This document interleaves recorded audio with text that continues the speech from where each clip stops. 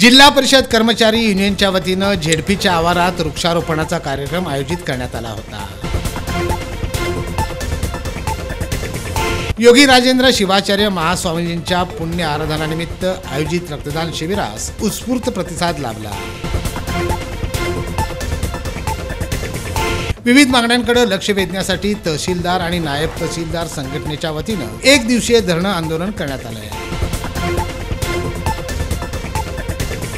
नामदेवराव भालशंकर यांच्या जयंतीनिमित्त विविध क्षेत्रातील कर्तृत्ववान व्यक्तींचा गौरव करण्यात येणार आहे।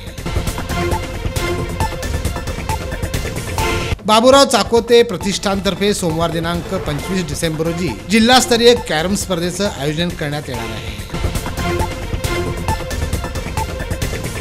शासनाच्या मुद्रा लोन पासून पारधी समाजातील सुशिक्षित बेरोजगार अद्याप वंचित राहिला आहे, असं मनोगत माजी नगरसेविका राजश्री चव्हाण यांनी व्यक्त केले आहे।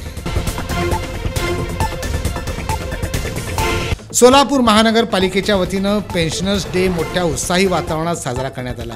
कौन्सिल हॉल इथं हा कार्यक्रम पार पडला।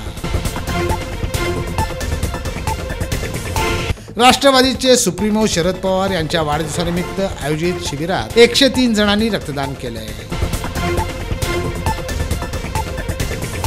श्री वीरभद्रेश्वर यात्रेनिमित्त विविध धार्मिक कार्यक्रम आणि उपक्रमास भक्तगणांनी अलोट गर्दी केली होती।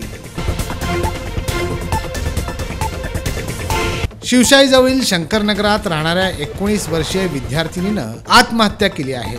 या प्रकरणी विजापूर नाका पोलिसांनी 4 जणांविरुद्ध गुन्हा दाखल केला आहे। अल्पसंख्याक हक्क दिन आणि आमदार प्रणिती शिंदे यांच्या वाढदिवसानिमित्त जरिया फाउंडेशनतर्फे विधायक उपक्रम राबवण्यात आले। जिल्हा सरकारी वकील ॲडव्होकेट प्रदीपसिंह राजपूत यांची सीबीआयचे विशेष सरकारी वकील म्हणून नियुक्ती झाली आहे।